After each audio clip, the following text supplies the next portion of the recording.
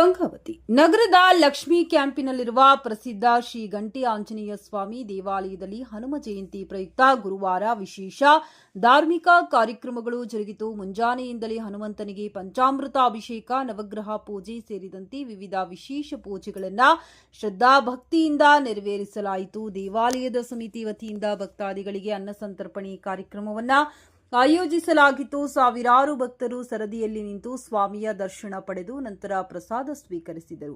Lakshmi camp ಮಾತ್ರವಲ್ಲದೆ ಸುತ್ತಮುತ್ತಲಿನ ವಾರ್ಡ್ಗಳಿಂದ ಸಾವಿರಾರು ಸಂಖ್ಯೆಯಲ್ಲಿ ಭಕ್ತರು ಆಗಮಿಸಿ ಘಂಟಿ ಆಂಜನೇಯನಿಗೆ ಹರಕೆ ತೀರಿಸಿ ಆಶೀರ್ವಾದ ಪಡೆದರು.